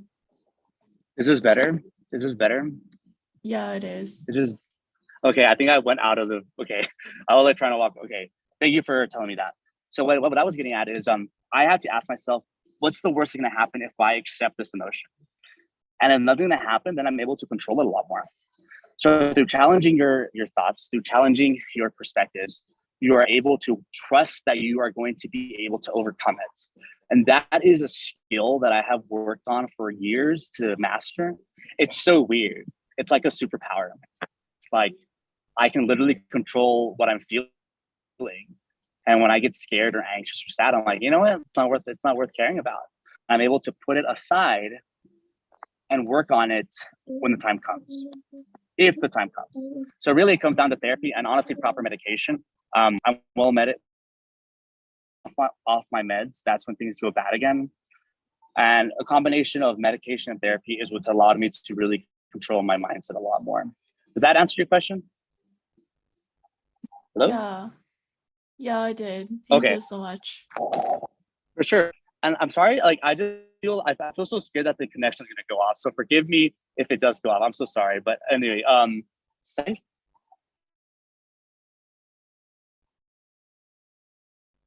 Steve Eldon. Yes. Oh, hi. Hi. I want. Hi. I'm glad that I have a session with you. Your story is very inspiring, and I want to ask you a question. If I got my medicine bachelor degree in my country, in national university in my country, is there an opportunity to get a scholarship for studying master degree in US? They're definitely, so I don't know which ones, but there are definitely international scholarships for research degrees in the US for sure. The majority of really, the majority of PhD students of graduate level researchers are from foreign countries, are outside of the US. And PhDs, what's cool about PhD schools in the US is that they will pay you to attend. So if you choose to go the research route in the US, you can definitely find the money's there for you, is what I'm saying. When it comes to medical school, I don't know, because medical school is not the same as PhD. It's just different programs, different monies that exists. Does that answer your question? Totally. Okay, thank you. Of course. I wish I knew more about the money stuff. I'm so sorry, y'all. I wish I knew more, but please ask me and I'll do my best. Fozia? Hi, yeah, I have like two questions. So like my first one is during an interview, when is there such a thing as like talking too much? Like when do you know when to stop talking? Very good question. I struggle with that a lot, in both my personal and professional life. If you feel like you're talking too much, you are. That's kind of the first rule. If you think you're talking too much, wrap it up. And one of my go-to tricks for wrapping it up is if I'm blabbering and I'm like, okay, you're talking too much, I finish my sentence and I say, and that is my answer to your question. It's an easy out. When I told that to someone, they're like, oh, that makes a lot of sense. And I was like, I think it does too. Like, because by the time you're rambling, You've already answered the question. You just don't know how to get out of your thought anymore. So once you get to that point, finish your thought. And one last time, you can literally just, my interview trick is just say, and yeah, and that's my answer to your question. I hope that was a good one. And then they laugh and they're like, oh yeah, that was a really good question. Okay, cool, awesome. That's my practical advice. Now, my other advice for you is practice. You have to practice doing this with someone. Practice being self-aware and asking yourself, am I talking too much? You are. So practice wrapping it up in your own way. The way I do it is funny. It works for me, but it might work. Another way might work for you. So you just have to practice. And again, one last time, if you think you're talking too much, you probably are. Does that make sense? Yeah, thank you. And then my second question was that during an interview, sometimes I find that they'll ask me like a very sort of deep and random question that I did not expect. And so how would you like approach that? How would you approach answering that question? Because during those times I just sort of like zone out and like completely don't know what to say. It's like, how dare you not know everything on the top of your head, right? No, you can definitely ask them. You can, if they ask you a question, you're like, oh, I don't know. You can say, really good question. Do you mind if I take a minute or so to think about it? And they'll be like, sure, of course. And then, so it's not awkward, talk to yourself while you're thinking. Say, okay, what is my favorite ice cream? You know, kind of just do that so it's not weird, but it gives you time to think. And yeah, you do have to think a little quickly, but it's perfectly fine in an interview to say, can I take a few seconds to think about that? You know, if they told me that, I'd be like, oh yeah, go for it. I don't care. As long as you answer the question, that's all I care about. Does that make sense? Yeah, thank you so much. Of course. Who is this? Rama? Hi, my name is Rahma. I have two questions. The first one, I have a topic from blood. Can I join to medical college? You can be accepted to multiple schools. You cannot go to more than one school. Is that what you're asking me? No. I have blood phobia. Oh, I'm sorry. Okay, repeat that. I never asked me. Repeat that again. I have blood phobia. Plot phobia. What is that? I frightened of blood. Frightened thoughts of what? I think she's saying that she has blood phobia. Oh, blood phobia. Oh, blood phobia. Oh, okay. Yeah. Sorry, I think I don't. Sorry, this connection. I'm so sorry. Oh, of course, yes, of course you can. What? Oh my God, yes. Like, obviously, you're gonna like. You will have to work through it for sure, but it's not like. I don't imagine it being impossible. Now, if you know that's something you have a problem with, or something you have to overcome, what do? Find help. Go to a therapist. Ask what are the techniques that you can work to ease yourself into it. And more importantly, when you get accepted, you talk to your medical school. Your medical school will not say, oh, you don't like blood? Get the hell out of here. No. They're gonna say, oh, okay, that's interesting. You know, they're gonna say, okay, well, let's work around this, you know? Like they're gonna work with you to best help you. So for example, there's people who could not do the cadaver labs because of X reason. The school worked with them. In the situation, we had in-lab cadavers, but it was during the peak of COVID, and people had reservations, and the school worked with them. So I would only imagine that if you have, you know, a fear of blood, that doesn't determine your quality of a physician. That's just like, okay, well, you might not go into surgery, but I mean, in medical school, you're not like elbows deep in blood. In fact, I don't think I've ever seen blood in any school functioned event. It's just really if you want to be exposed to it, but I think you'll be fine. But if you ask me, can you do it? Yes. How do you do it? Get the help beforehand so you get ahead of it, and communicate with your school so they're not caught off guard and you're not caught off guard. Does that make sense? Thanks. Second question, how long does studying in medical college in US Stay. Correct. In the United States, it's 4 years of school, or 5 years for people like me. It's 4 years of school, and then after that, it's residency, and residency can be 3 to 6 years of residency if I have that correct, depending on the residency, on the specialty. And then fellowship is, I mean, I don't know fellowships. I don't plan on doing a fellowship, so I've never looked into them. But fellowship can be another 1 to 3 years after the fact. So 5 compound, it can be a max of 4, 10, 13 years extra apart from university is a timeline. Same. Cool. Sama? Hi, I want to ask if I am not sure about my goal in the future, if I will be related to medicine or not. Will this program to be useful even if I apply for something not related to medicine? What program are you talking about? This program. The specific thing that you're at? Oh, I don't know about this. So that's something more. If you're asking about what we're currently doing, I don't know about that. So maybe one of the moderators can answer that question. Okay, thank you. Sorry, yeah, I guess maybe email them. I'm sorry, I wish I could answer that. I just don't know. Amena?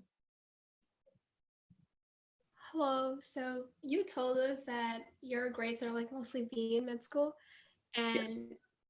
so one of the last tests I took, I got a 44 out of 100. It was like one of the EKG tests, and I was just wondering, like, how can you develop your study habits, and like, what are some of the strategies that you use to study to do better or like memorize better? So my first med school exam, I got a 73, and I was very like hurt. I was very hurt, but I wasn't like, hell yeah. I was like, dang, like I worked really hard and that's all I got. Second exam, I got a 94. And so what did I do differently? God, my bags are terrible. What did I do differently? So one, practical tips for you. If there's already a slide on it, don't waste time rewriting it. Engage with the material. If it's already on the slide, don't rewrite it. Memorize it. Just learn it, memorize it, integrate it. Talk to yourself about it. When you look at a slide, talk about other slides that aren't in front of you. And that's how you integrate information. Also, quiz yourself. Quiz yourself. Do practice questions. Do the questions and then redo the, like EKGs. I could only imagine what they're asking you. There's only so many ways they can ask you about EKGs. So do practice problems on those next time. And then when you do them, redo the exact same questions. There's only so many ways they're going to ask you about a P wave or, Wolff-Parkinson syndrome. There's only so many ways they can present. So if you do them 7 times, you got it down. Number 3, what I did differently was I practiced teaching to my friends. I would review as much as I could, and I would ask my friends, hey, can I practice teaching this to you? And they'd be like, yeah, I don't know this, so go for it. And that helped me a lot. And I just really focus on working and interacting with the information. And that's how I got a 94 on my second anatomy exam. After that, I'm kind of stuck with the B's because I realized I can work hard enough to get grades that I'm happy about. But the most important thing, so my highest grade in medical school is a 98. That was on my renal pathology exam. So low key, I might want to be a nephrologist one day. But I did so well because I genuinely loved what I was learning. I loved it so much. I wanted to know everything. And I had so much fun with it. And that's the last thing. Find the joy in what you're learning. If you're like, oh, this is so boring, well, of course you're going to hate it. But if you're like, it's kind of pretty cool. I might like this, even fake it. So that's the last thing, mindset. Like step 1, if you follow my journey, or my little thing, step 1 sucked. But when I changed my mindset, it became so much more manageable. The MCAT, same thing. When I changed my mindset, it became so much more manageable. That's really what it comes down to is what's your attitude? Does that answer your question? Yes, thank you so much. It was very helpful. Of course. No, I try to give practical advice and like general abstract advice. I'm gonna choose around. I don't know because I lost my list. I have OPPO A16. Also, we have time for 2 more questions. Perfect. Okay, thank you. So OOPPOA6, A16. Hello. Hi. Hi. I want to ask you about one question. Go for it. I am 15 years old. If I want to study abroad in any college to study medicine, if there is any college accept me? In the US, is that what you're asking me? Yes.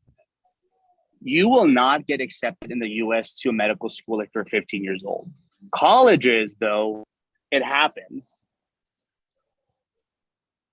I was talking to this one person one time through my little thing that I do. I didn't realize they were 17 years old and they were a junior in college.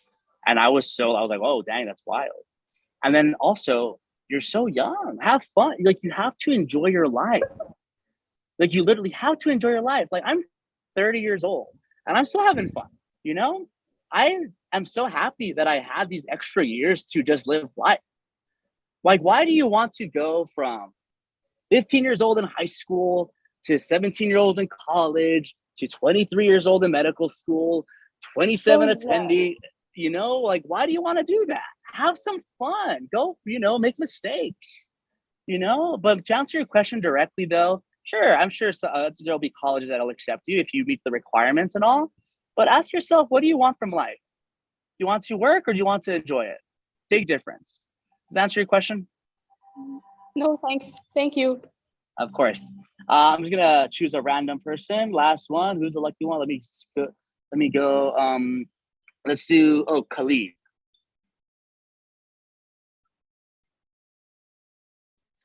Okay. Hello. Hi. Are you hearing me? Yes. I just want to know your advice if I'm interested into 2 different medicine fields or medicine branches.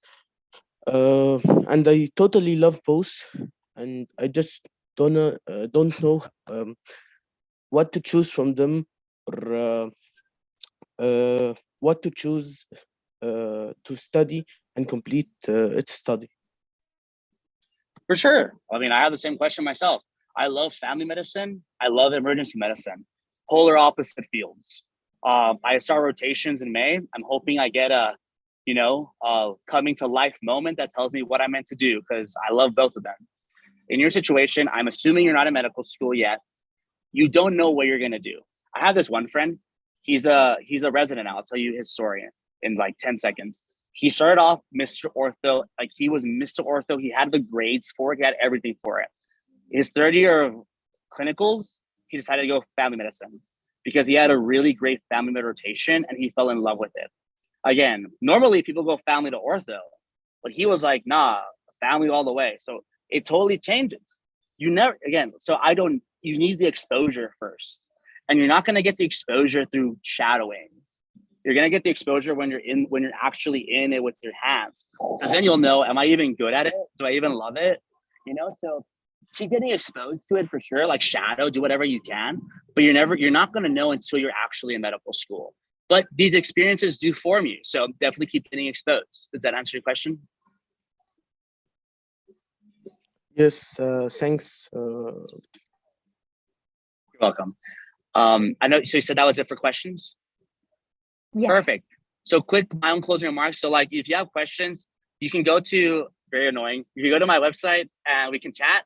I've been talking to like 50 pre-meds the last like 2 months. I have another session right after this. So I have like 2 sessions this evening and I just call it like happy hour at this point because I'll just have a drink or 2. But reach out to me on email, social media, Instagram, or my website. And we'll connect. I'm always out to chit chat.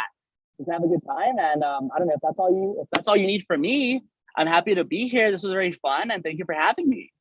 Thank you so much for speaking to us. If everyone would be able to give Javi a quick virtual round of applause, like for the reactions on Zoom, that would be wonderful. It's just our way of saying thank you because we can't actually give you a physical round of applause.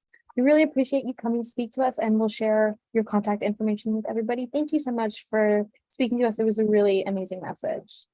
Thank you so much. All right, I'll see y'all later. Good luck. Bye-bye. Bye.